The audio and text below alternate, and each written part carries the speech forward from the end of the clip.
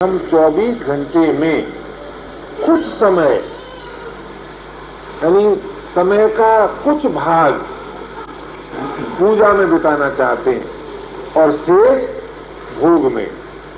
और वो जो कुछ समय पूजा में बिताना चाहते हैं वो भी अपने सुख के लिए। भगवान के ध्यान में सुना है कि बड़ा आनंद आता है, इसलिए ध्यान करना चाहते हैं। भगवान के दर्शन में बड़ा आनंद आता है, इसलिए दर्शन करना चाहते हैं। तो सारा जीवन तो लगा दिया अपने सुख में। आप विचार करें, ध्यान काल भी अपने सुख में और भाई प्रवृत्ति काल भी अपने सुख में। तो बताइए, सुख के भोगी के मन में क्या नवीन राग की उत्पत्ति नहीं होगी? जो सुख भोगेगा उसके मन में क्या नवीन राग की उत्पत्ति नहीं होगी? आपको मानना पड़ेगा, अवश्य होगी। एक बार हमारे मन में एक प्रश्न पैदा हुआ और वो प्रश्न ये पैदा हुआ कि जैसे समय पाकर शरीर बदल जाता है, परिस्थिति बदल जाती है, तो भाई समय पाकर चित्त अपने आप सूक्ष्म, विभुर और शुद्ध क्यों नहीं होता? जैसे आप देखिए ना, काल की अपेक्षा से हर चीज बदल जाती है, तो काल की अपेक्षा से चित्त में परिवर्तन क्यों नहीं आता? तो इस प्रश्न का उत्तर जो हमें मिला वो तो ये मिला कि वो इसलिए नहीं आता कि हमारे चित्त की जो वर्तमान वस्तु स्थिति है वो एक सी हम नहीं रखना चाहते। अपनी चित्त के व्यापार में जैसी आस्था रखनी चाहिए, जैसी दृढ़ता रखनी चाहिए, वो नहीं रख पाते। जैसी निर्मलता रखनी चाहिए, वो निर्मलता नहीं रख पाते। इसका परिणाम ये होता है कि चित्त जो शिकायत 20 वर्ष पहले, 30 वर्ष पहले, 40 वर्ष पहले थी कि हमारा मन उसमें नहीं लगता जिसमें लगना चाहिए, उससे नहीं हटा जिससे हटना चाहिए, तो जो शिकायत 20 वर्ष पहले थी वो शिकायत आज भी है। भाई क्या बात हो गई? ये समस्या क्यों हल नहीं हुई?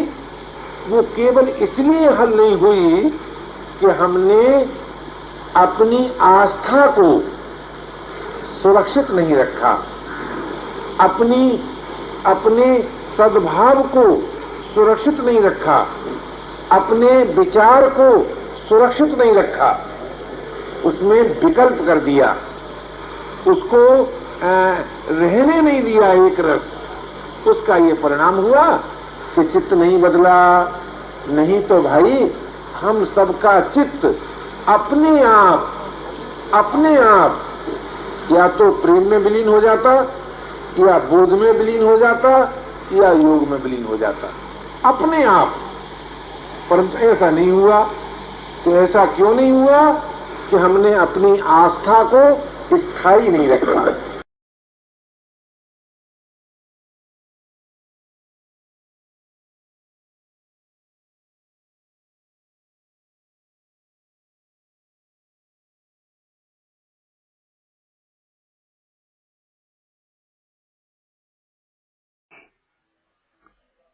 ये भी एक बहुत विलक्षण बात है। इस बात से जोर देकर कहता हूँ, ध्यान देकर सुनो आप लोग। बहुत विचित्र बात है, बड़ी अच्छी बात है। वो क्या है कि जैसे संसार को देखते हैं तो सब वस्तुएं नष्ट हो रही है, पदार्थ सब नष्ट हो रहे हैं, शरीर सब नष्ट हो रहे हैं, आप से आप स्वाभाविक नष्ट हो रहा है, ठीक है ना? तो शरीर नष्ट होता है तो मन है वो भी संसार की तरफ से संसार की तरह नष्ट होना चाहिए। बीच में मन की आसक्ति है वो भी मिटनी चाहिए, क्यों शरीर में शक्ति कम हो जाती है, इंद्रियों की शक्ति विचार कम हो जाता है, भीतर में बुद्धि का विचार वो कमजोर हो जाता है। तो मन से विषयों का चिंतन होता है, ये कम क्यों नहीं होता? ये भी बूढ़ा होना चाहिए ना। जब सब चीजें नष्ट होती है, पुरानी हो जाती है, तो ये भी पुरानी होनी चाहिए, क्योंकि सब संसार पुराना होता है। वो जो पुराना होता है, ऐसे मन भी शांत हो जाएगा। कब? कि जब आपका दृढ़ विचार हो जाएगा, तब। दृढ़ विचार को आप नहीं रखोगे तो मन को नई नई खुराक मिलेगी, तो मन में नया नया विषयों का चिंतन पैदा हो जाएगा।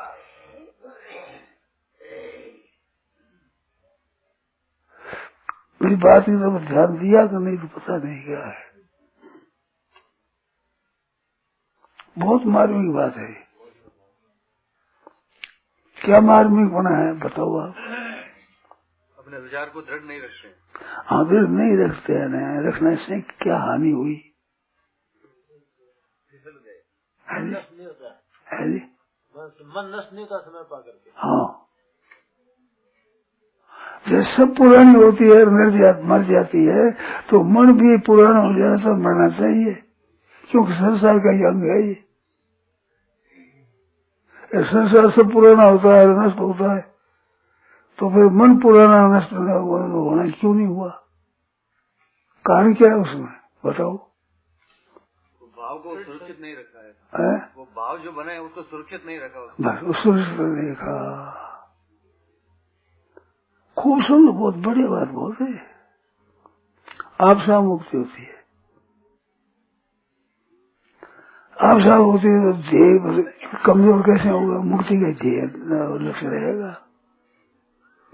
ऐसा सब ठीक हो जाएगा। तो नया नया दोष करते हैं, ये बड़ा भारी दोष है। पुराने दोष पाप नहीं, पाप है, दोष है, वो इतने बाधक नहीं है जितना जो अभी उद्देश्य बनाते हैं उस पर दृढ़ नहीं रहते हैं, ये खास कारण है। वो लक्ष्य बनता है, वो उसको फिर छोड़ देते हैं। तो क्या उद्देश्य बने, उद्देश्य कैसे करें कि विचार आगे उसको दृढ़ रखेंगे, अब कल्याण का ये उद्देश्य होगा हमारा।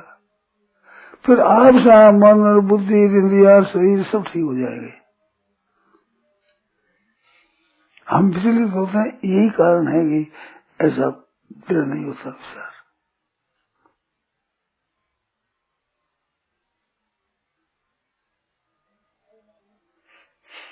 बस ख्याल में आई कि नहीं ये तो बताओ कम से कम। है जी, बिल्कुल पक्की आ गई। पक्की आ गई ना, बहुत बढ़िया बात है। हमारा धीरे धीरे क्यों नहीं होता है? और एक सब जगह पुरानी, सब वस्तुएं पुरानी होती है, नष्ट हो जाती है, फिर मन का विचार नष्ट क्यों नहीं होता है? मन की मरी नष्ट होना चाहिए, पुराना होना चाहिए। तो पुराना आप होने नहीं देते, जो उद्देश्य बनाते हैं उसको ढीला करके फिर धीरे लग जाते हैं।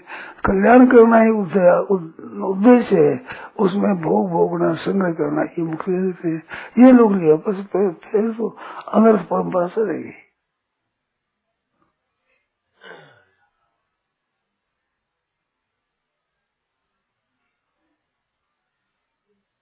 ये कारण है सब। इस पर विचार करो, खूब गहरा विचार करो, बहुत लाभ होगा, बड़ा लाभ होगा, जरूर होगा, इसमें संदेह नहीं। शंका तो बोला